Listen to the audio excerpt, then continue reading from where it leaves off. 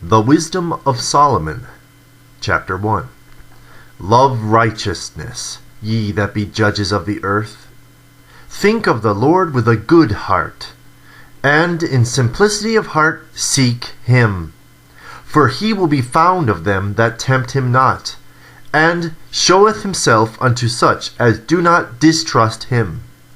For froward thoughts separate from God, and his power, when it is tried, reproveth the unwise. For unto a malicious soul wisdom shall not enter, nor dwell in the body that is subject unto sin. For the Holy Spirit of discipline will flee deceit, and remove from thoughts that are without understanding, and will not abide when unrighteousness cometh in. For wisdom is a loving spirit, and will not acquite a blasphemer of his words. For God is witness of his reins, and a true beholder of his heart, and a hearer of his tongue. For the Spirit of the Lord filleth the world, and that which containeth all things hath knowledge of the voice.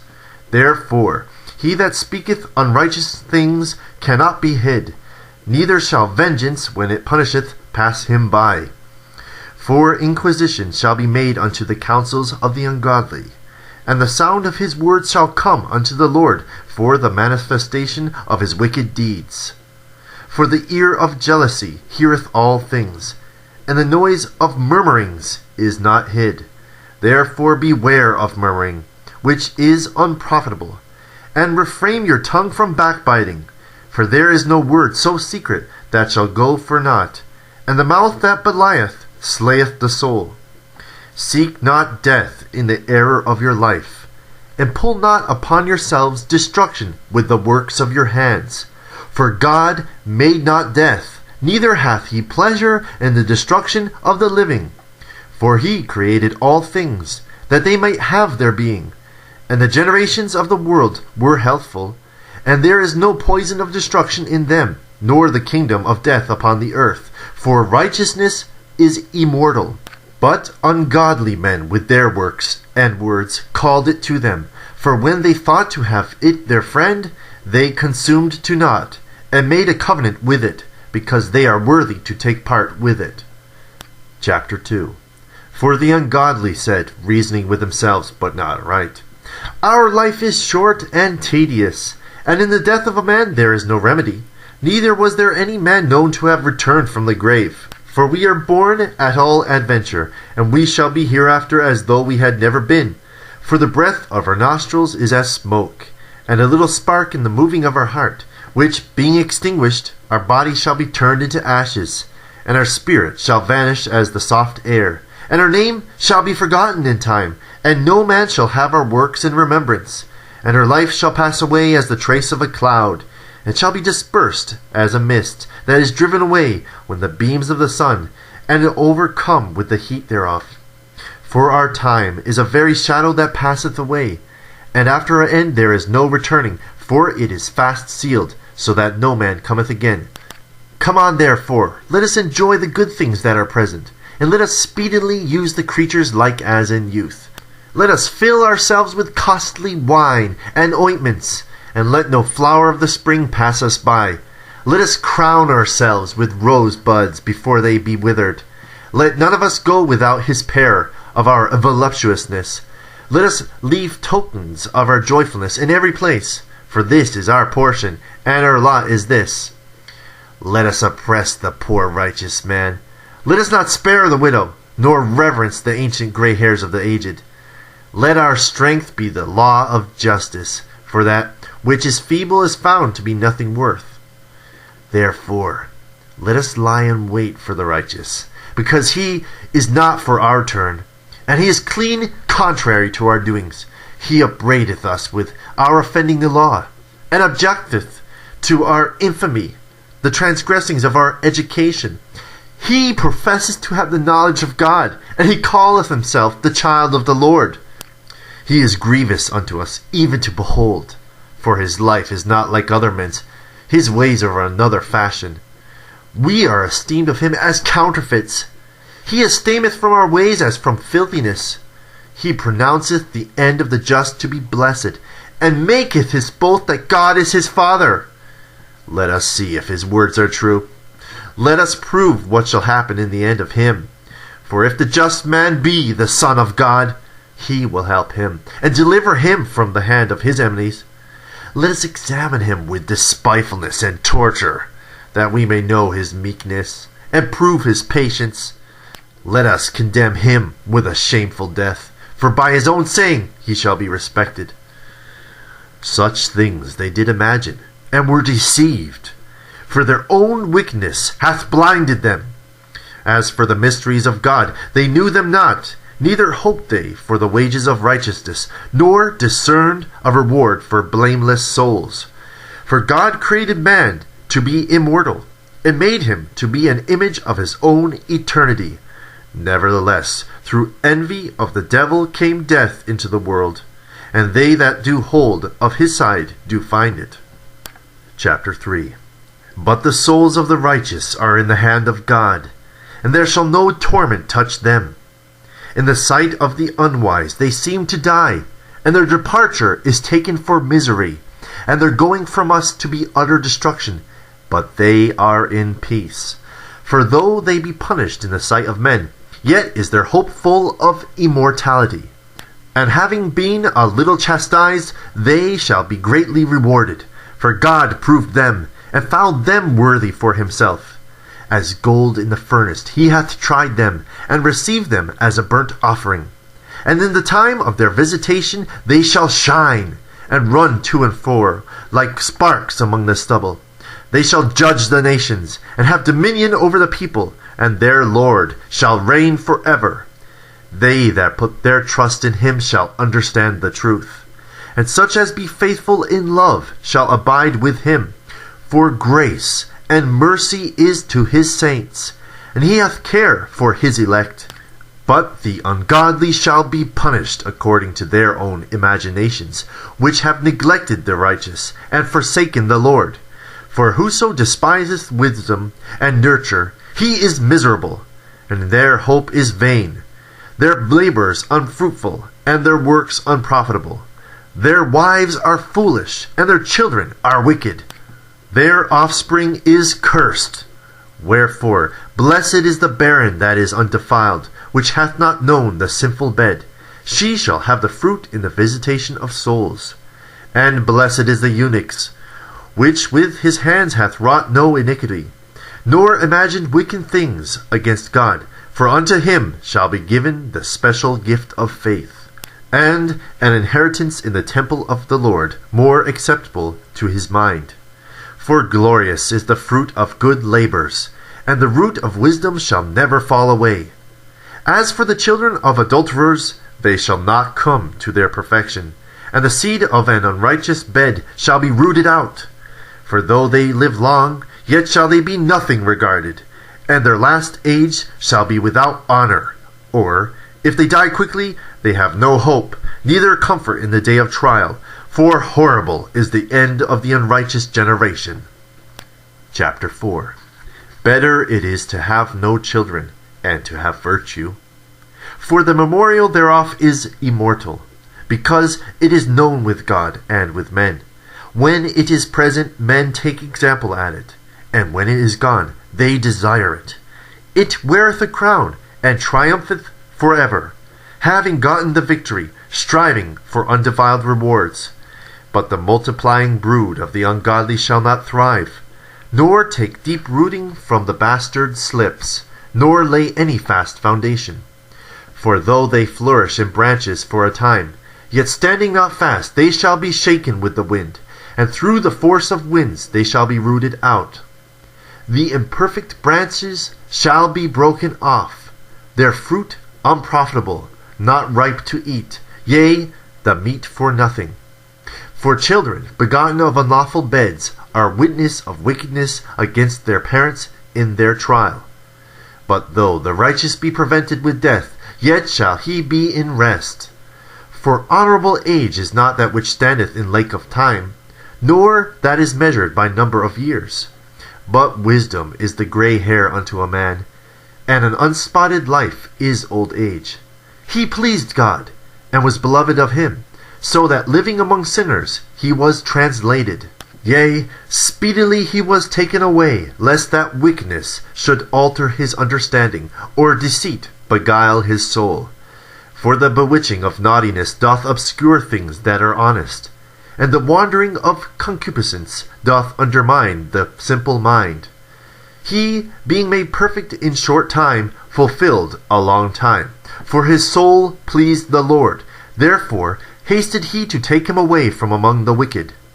This the people saw and understood it not, neither laid they up this in their minds, that his grace and mercy is with his saints, and that he hath respect unto his chosen. Thus the righteous that is dead shall condemn the ungodly which are living, and youth that is soon perfected, the many years and old age of the unrighteous. For they shall see the end of the wise, and shall not understand what God in his counsel hath decreed of him, and to what end the Lord hath set him in safety. And they shall see him, and despise him, but God shall laugh them to scorn, and they shall hereafter be a vile carcass, and a reproach among the dead for evermore. For he shall rend them, and cast them down headlong, that they shall be speechless, and he shall shake them from the foundation, and they shall be utterly laid waste, and be in sorrow, and their memorial shall perish. And when they cast up the accounts of their sins, they shall come with fear, and their own iniquities shall convince them to their face. Chapter 5. Then shall the righteous man stand in great boldness before the face of such as have afflicted him, and made no account of his labors. When they see it, they shall be troubled with terrible fear, and shall be amazed at the strangeness of his salvation, so far beyond all that they have looked for. And they, repenting and groaning for anguish of spirit, shall say within themselves, This was he whom we had sometimes in derision, and a proverb of reproach. We fools accounted his life madness, and his end to be without honor. How he is numbered among the children of God, and his lot is among the saints.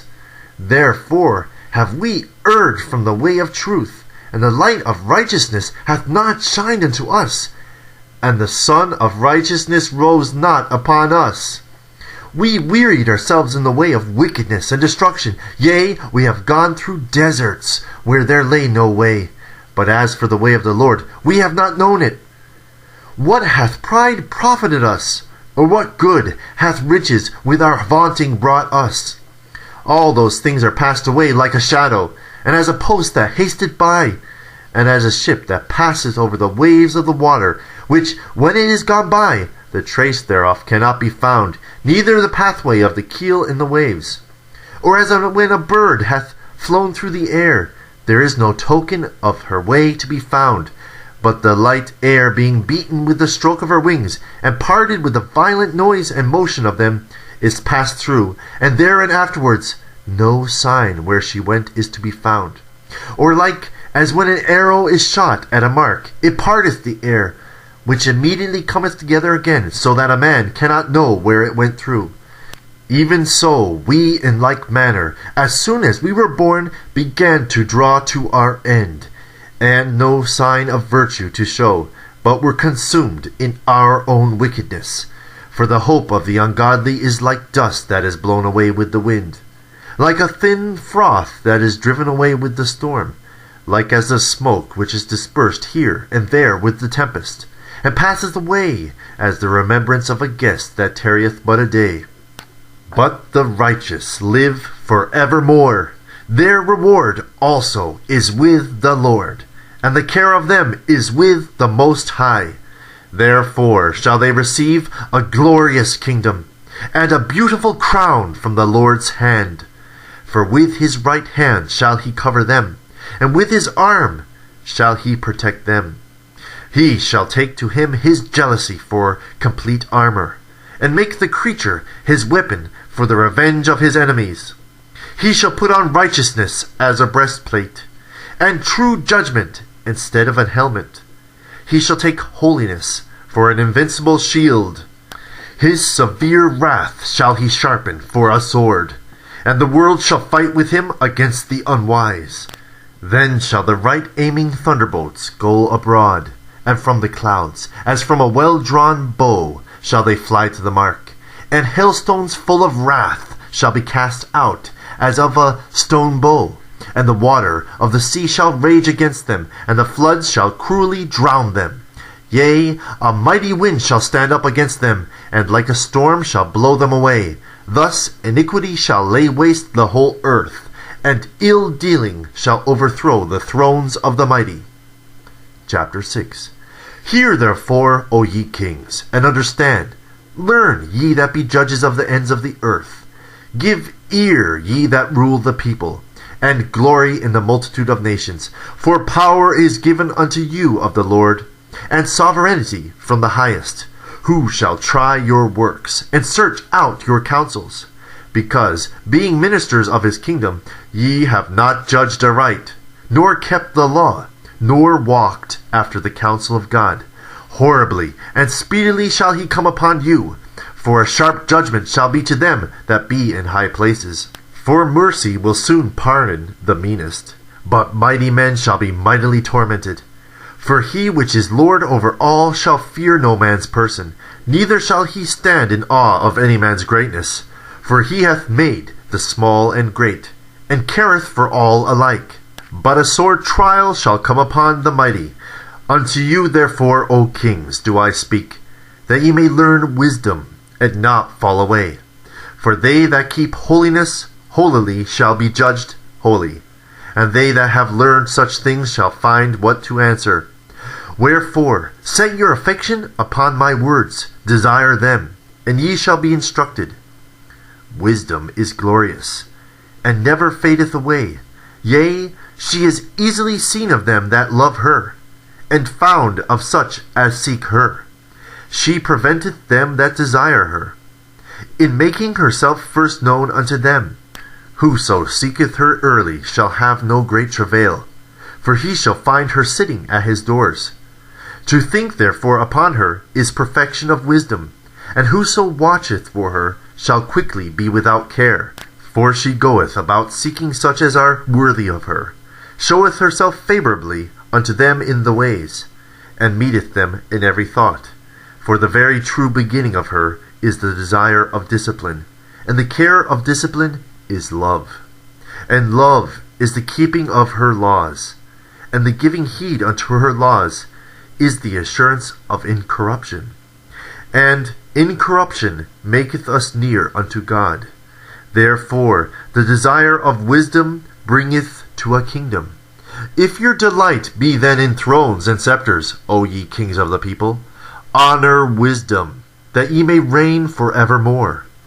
As for wisdom, what she is and how she came up, I will tell you, and I will not hide mysteries from you, but will seek out from the beginning of her nativity, and bring the knowledge of her into light, and will not pass over the truth. Neither will I go with consuming envy, for such a man shall have no fellowship with wisdom. But the multitude of the wise is the welfare of the world, and a wise king is the upholding of the people. Receive therefore instruction through my words, and it shall do you good. Chapter 7. I myself also am a mortal man, like to all, and the offspring of him that was first made of the earth, and in my mother's womb was fashioned to be flesh in the time of 10 months, being compacted in blood, of the seed of man, and the pleasure that came with sleep. And when I was born, I drew in the common air, and fell upon the earth, which is of like nature. And the first voice which I uttered was crying, as all others do. I was nursed in swaddling cloths, and that with cares. For there is no king that hath any other beginning of birth. For all men have one entrance into life, and the like going out. Wherefore I prayed, and understanding was given to me. I called upon God, and the spirit of wisdom came to me. I preferred her before scepters and thrones, and esteemed riches nothing in comparison of her. Neither compared I unto her any precious stone, because all gold in respect of her is as little sand, and silver shall be counted as clay before her. I loved her above health and beauty, and chose to have her instead of light. For the light that cometh from her never goeth out. And all good things together came to me with her, and innumerable riches in her hands. And I rejoiced in them all, because wisdom goeth before them, and I knew not that she was the mother of them. I learned diligently, and do communicate her liberally. I do not hide her riches, for she is a treasure unto men that never faileth, which they that use become the friends of God, being commended for the gifts that come from learning.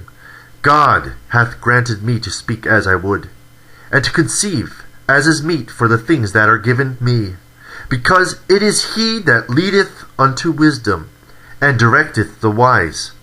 For in his hand are both we and our words, all wisdom also, and knowledge of workmanship. For he hath given me certain knowledge of the things that are, namely, to know how the world was made, and the operation of the elements, the beginning, the ending, and the midst of the times, the alterations of the turning of the sun, and the change of seasons, the circuits of years, and the position of stars, the natures of living creatures, and the furies of wild beasts, the violence of winds, and the reasonings of men, the diversities of plants, and the virtues of roots, and all such things as are either secret or manifest, them I know. For wisdom, which is the worker of all things, taught me.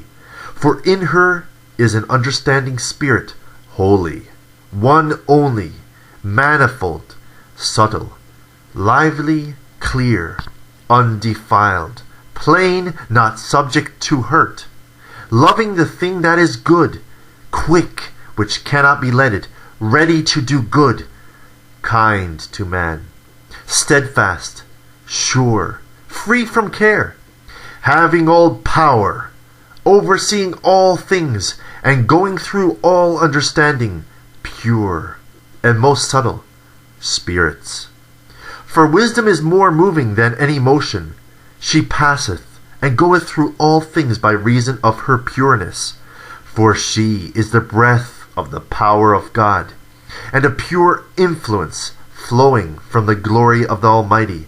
Therefore can no defiled thing fall into her, for she is the brightness of the everlasting light, the unspotted mirror of the power of God, and the image of his goodness.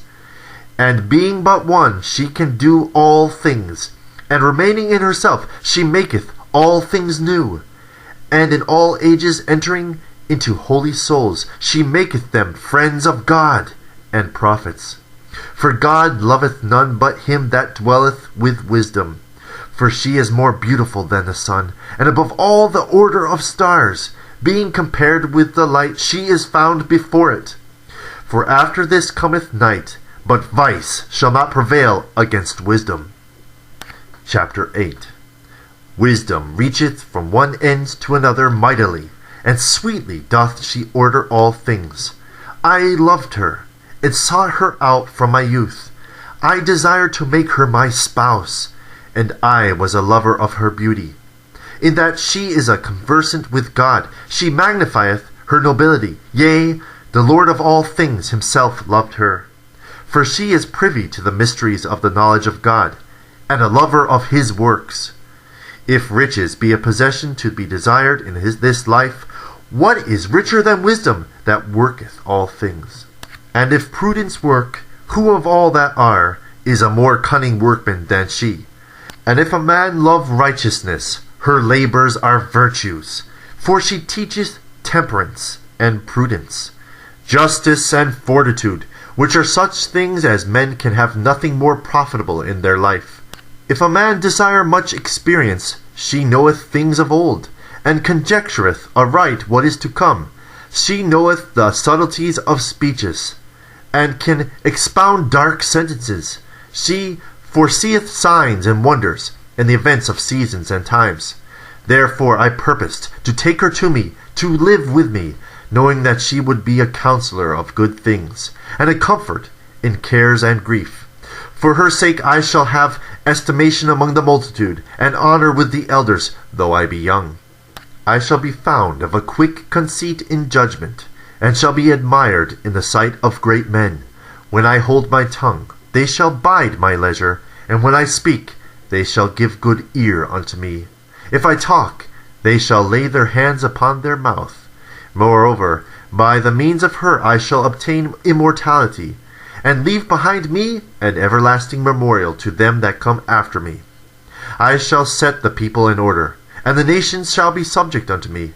Horrible tyrants shall be afraid when they do but hear of me. I shall be found good among the multitude, and valiant in war.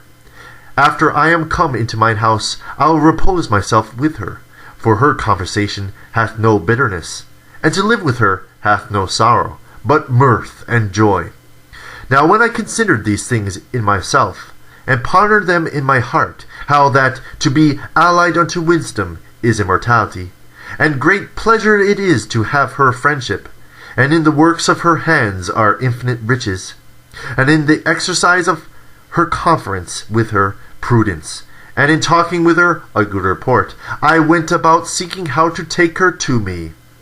For I was a witty child, and had a good spirit, yea rather, being good, I came into a body undefiled. Nevertheless, when I perceived that I could not otherwise obtain her, except God gave her me, and that was a point of wisdom also to know whose gift she was, I prayed unto God, and besought him, and with my whole heart I said,